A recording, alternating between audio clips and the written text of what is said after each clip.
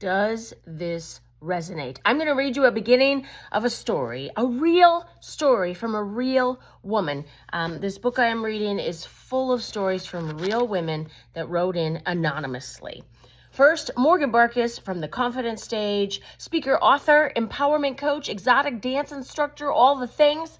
I will get cut off in this video per usual because I am a chatterbox, and you can catch the full video on my YouTube channel. All you have to do is go to YouTube and type in Morgan Barkis and you will find my channel. It is very easy to find me. Instagram, Morgan Barkis, Spotify, Morgan Barkis, morganbarkis.com.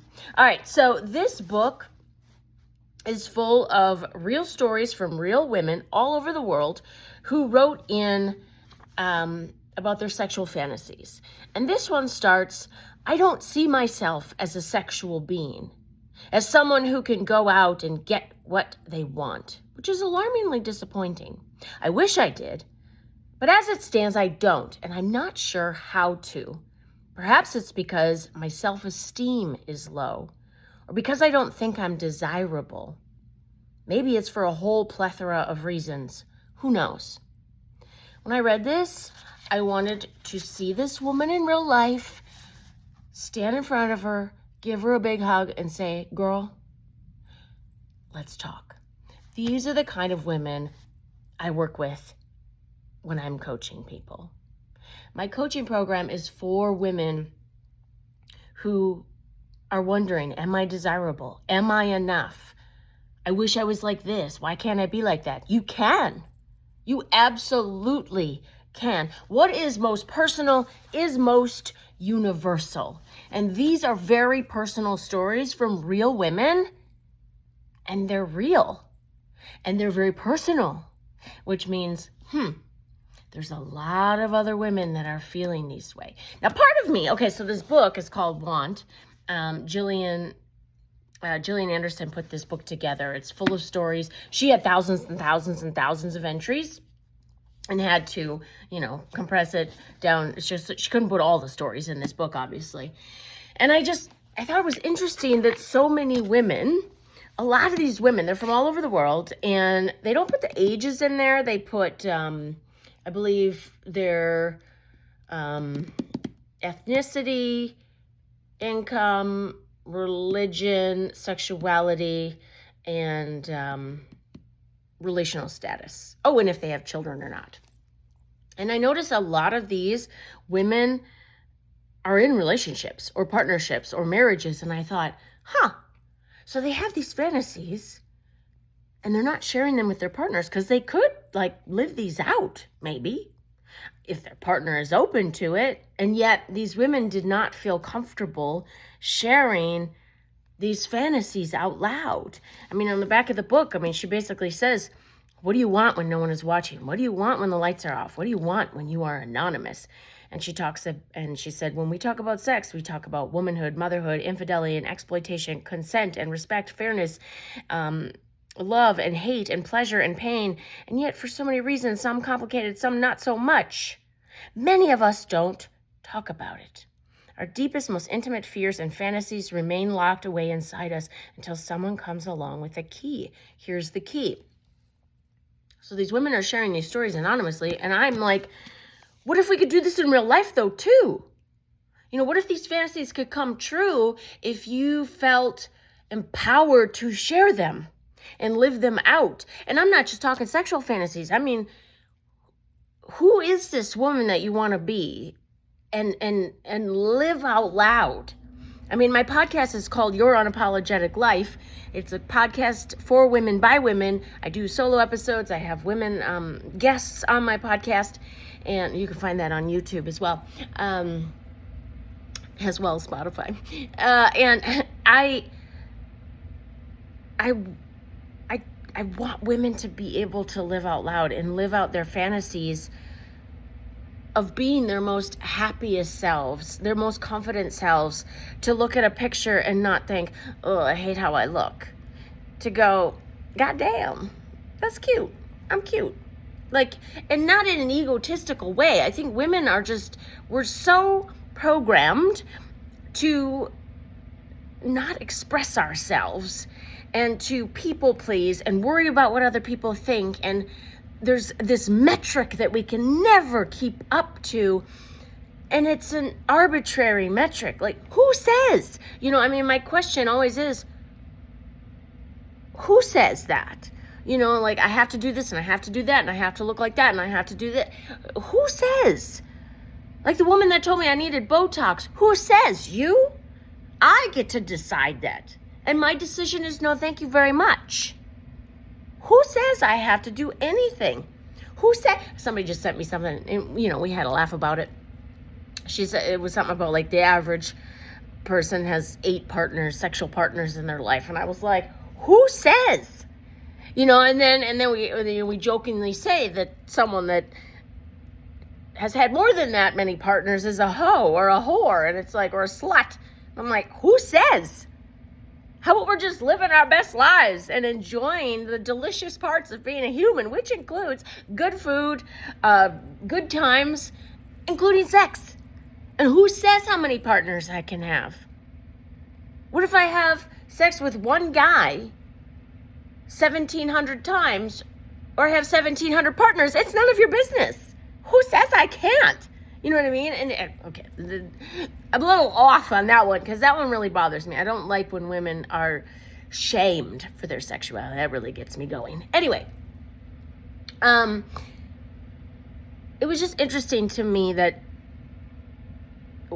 some of these fantasies, one, could be played out in real life if you had felt empowered enough to say them out loud and ask for what you want, and or go experience what you want. Some of these in this book, I'm like, girl, I've experienced these things. This is possible. Like if you feel like you want to have that experience, it can happen. And I think that women don't feel that they can ask for what they want, or it's embarrassing. They'll be shamed for it. It makes me think of Sex in the City when Charlotte, when she was married to Trey, and she was feeling frustrated that they weren't having sex, and she was kind of, for whatever reason, like kind of on the outs with Carrie and the girls, and so she went to hang out with these former college girlfriends of hers, and they were all in a sorority together, and they were all uppity and conservative. And she said something about her marriage, and she's like, and I just want to get fucked, just like, and her friends were like, Charlotte, like, oh my God, like super judgy. And she looked like, what, and then when she got back with Carrie and Samantha and Miranda, she realized she could be herself with these girlfriends because they weren't judging her. And it was just a reminder that women are very, very judged, depending on what circle you're running around with, and it can have an effect on you, and it can hold you back. And that is the work I do with women, because I get it. And what a prison. How limiting. How, like, you don't get to go and do and experience life the way that you want to because there's some insecurities, or you don't feel desirable. And it's like, I can help you strip all of that away so you walk around knowing you are desirable, and then attract what you want into your life because your energy is open and expressing exactly who you want to be, how you want to be. And so that there are no insecurities, there are no feelings of not being desirable or feeling invisible or not good enough. That's not even on your radar. That's not even in your vocabulary. It doesn't even come into your mind anymore. And you think about how many thoughts we have a day, and women, we have a lot of thoughts all day long, and we say a lot of things to ourselves. And if I can help you reprogram that and change that, that's what I do. And it can happen fairly quickly. I mean, my coaching program is in a 90-day container. We usually choose a goal, like, what do we want to accomplish? in these 90 days. And usually we can accomplish a lot. And there's room for more. If there's like, well, I did this, now I want to go conquer that. Great. Let's keep going. Let's do this. Because there is so much capacity inside of you. So much capacity inside of you. We just need to unlock it and get rid of all the negative stuff and everybody else's opinions. Goodbye. Go away. Anyway, if any of this resonated with you, I want you to DM me. Again, you can find me on the Instagram, on the YouTube video. You go to the description, you'll find the links to my Instagram. You DM me and tell me what resonated with you in this video and in this clip. And if you go buy this book, tell me that you bought this book. It's not something that I've plowed through quickly. It's not like reading fiction where you just go and go and go. It's intense in a good way. For me, it's been, I have a background in therapy, and I've had so many life experiences of my own that it makes me really think about how women are limiting themselves. And some of the fantasies are wild and unrealistic. Like this lady, she imagines that she's a machine and everyone else is a machine, and it's interesting. So it was very sci-fi. So that's like unrealistic. And then there are other fantasies in here that I think, wow, this is very possible if a woman feels empowered enough to share it and ask for it. What would that be like? How fun for her. Anyway, DM me if you get this book and you start reading it. DM me if what I read resonated with you about the insecurity and not feeling desirable. DM me about whatever. So again, you'll find me on the YouTube and you can find me on the Instagram or morganbarkus.com. All right, I'll see you next time.